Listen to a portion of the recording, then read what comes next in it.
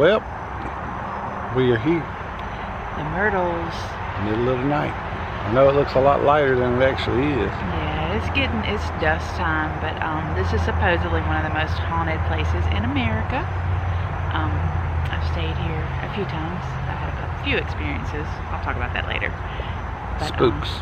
They've made a lot of changes around here. It's not nearly as private or as quiet as it used to be. The old restaurant and used to be the horse stables where they had people stay burned, so they rebuilt it, and it's a lot of people. So if you're thinking you're gonna come out here and get the quietness that used to be the Myrtles, that's not it. But it's still a beautiful place. Oh yeah, it's still awesome, but like I said, they took a little bit of the history away, I think, adding the new restaurant, and you know, gotta make that money. They making their money. That's right. But we're gonna take y'all on a tour of the outside of the house. Yeah, because I don't think they'll let me film in there, but I might sneak in a little something. All right.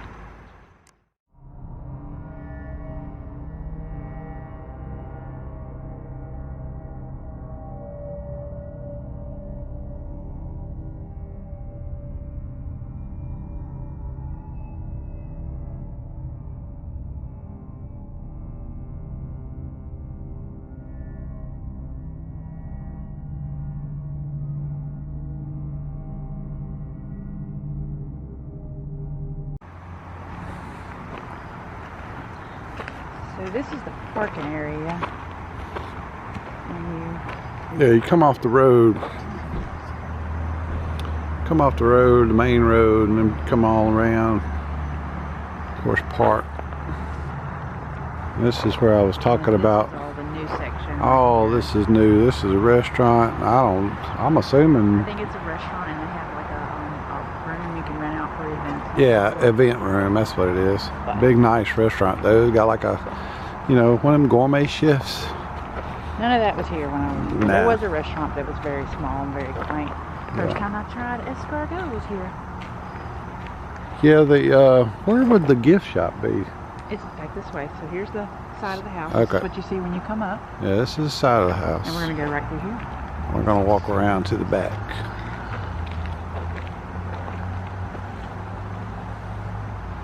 Yeah, because I was thinking this was the restaurant, but this is not the restaurant. This is the restaurant. Oh. Where's the general store? Come on up. See, all of this is new. This whole area right here is new. And then this is where you start.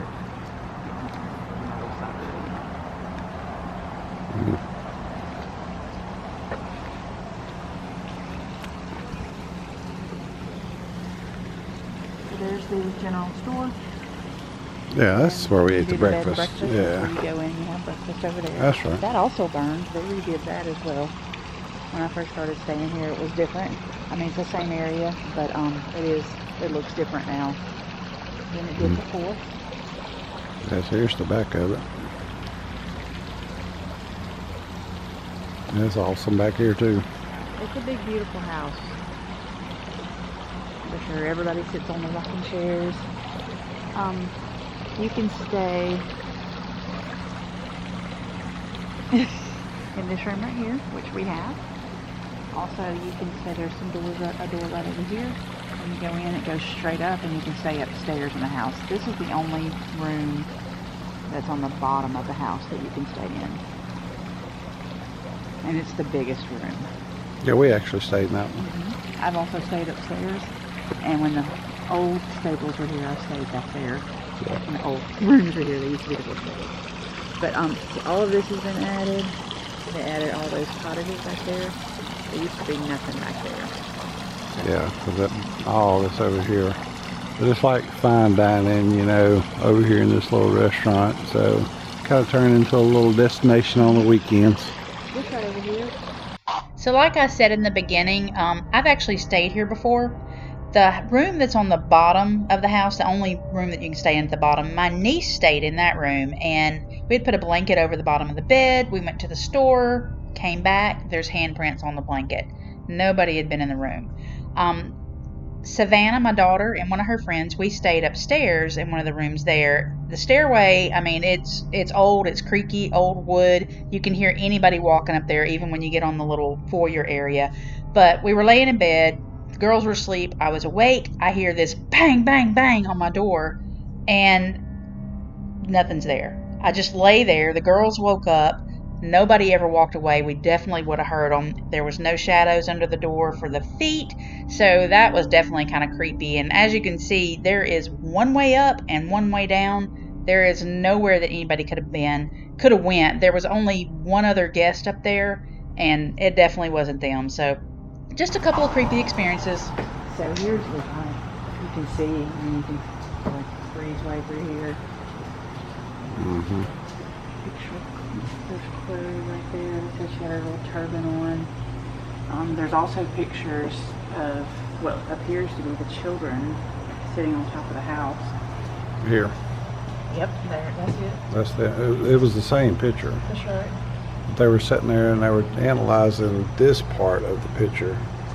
And the guy said, well, what about the kids on the roof? And as you can see, a couple of shadows of kids.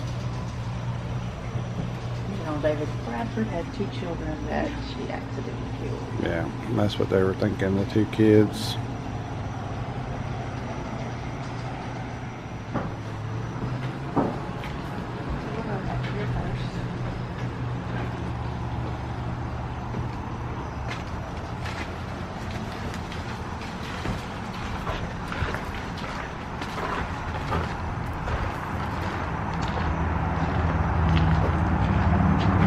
Tells you not to go on the porch. We've been on the porch a billion times, but you know, I'm a rule breaker.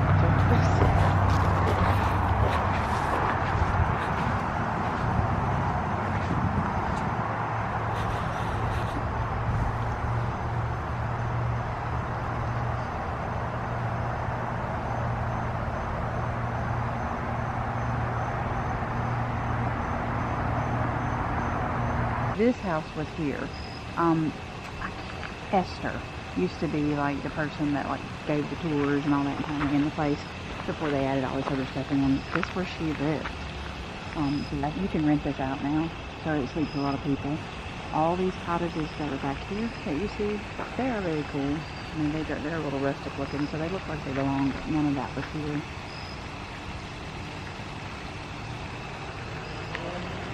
You can walk all the way around the pond now. They put a little trail all the way around the pond.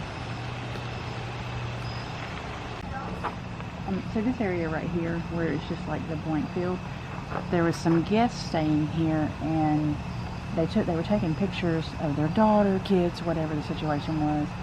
And when they got home, and of course this was back in the day where you developed pictures or put them on the computer, you didn't have them like instantly, you couldn't see it. When they got home, their kids weren't in the picture, but instead there was Confederate soldiers in the picture, like walking in a line. So they called, and the picture's out there somewhere, the Myrtles, they reported to the Myrtles their experience, but the kids were not in the picture at all.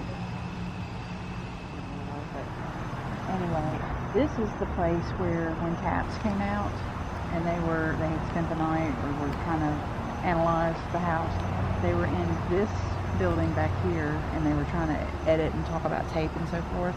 And when we went back and looked at what they were filming, actually in this house you see a lamp move. So you can go to YouTube and look that up, TAPS at the Myrtles, and you can see that video. It was pretty cool. Mm-hmm.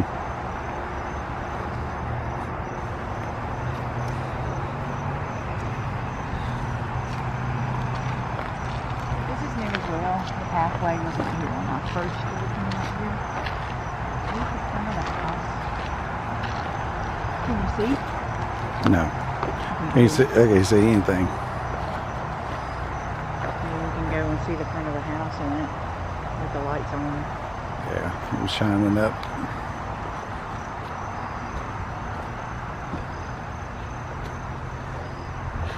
And even though we have a tour scheduled, I mean, it doesn't cost anything to just come out here and walk the grounds. Nobody's going to say anything. Nobody's going to say a word. So.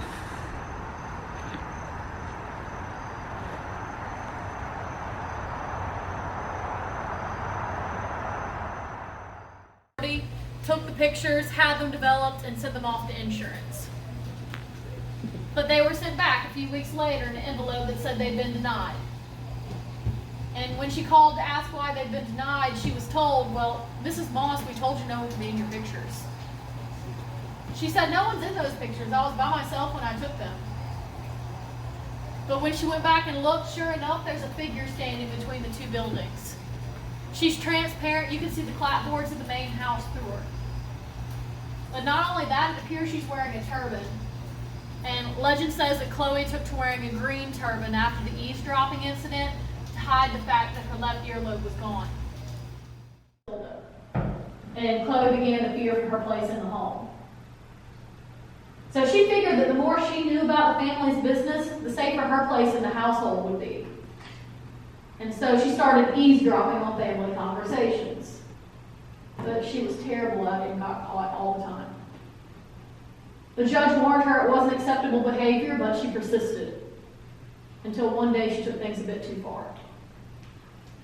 The judge was doing an extremely important business deal in the gentleman's parlor. One of the gentlemen got up unexpectedly, opened the doors, and who should he find listening in at the keyhole but Chloe? And the judge was furious. This was the last straw.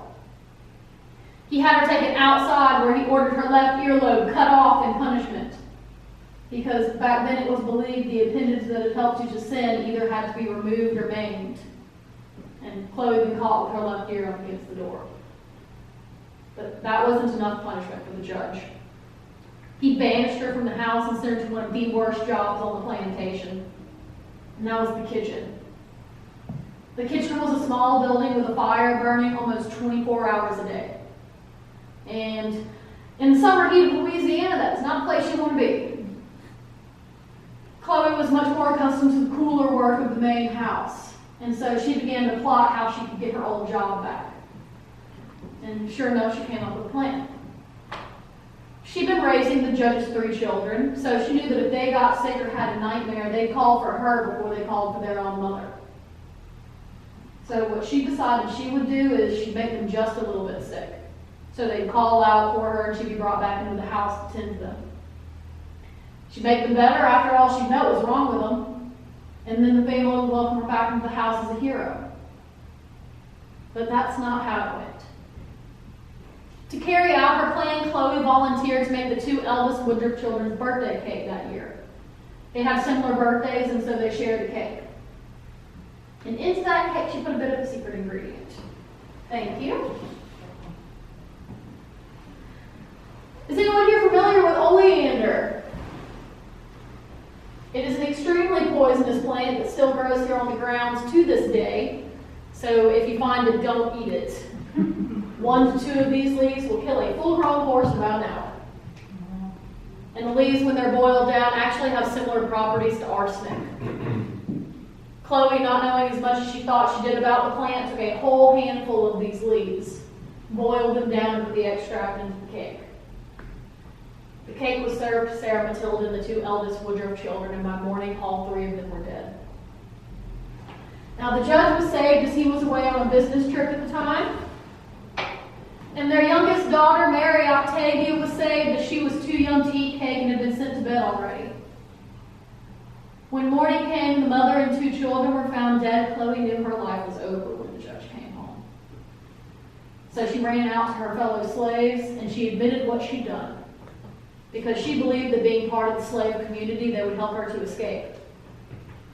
She was sadly mistaken, because they knew that when the judge came home and found out what had happened, he'd be looking for someone to punish.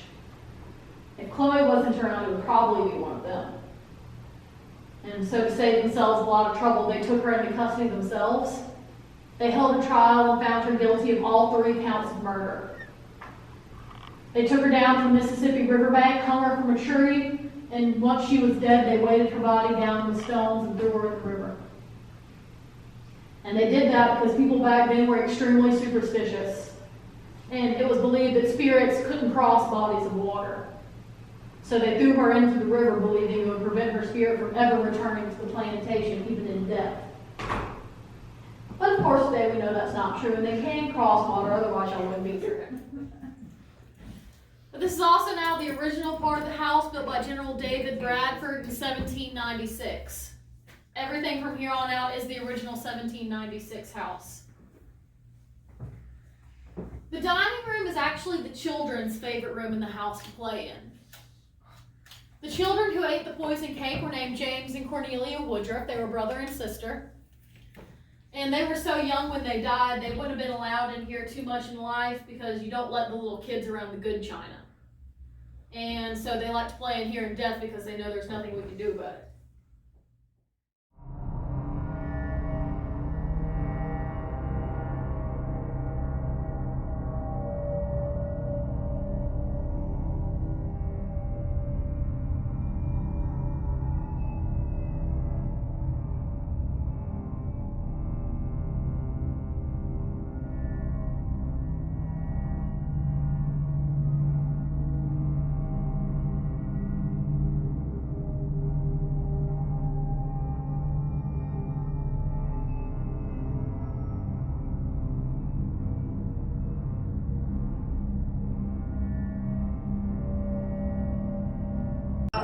No, she wants the Courtney wants that.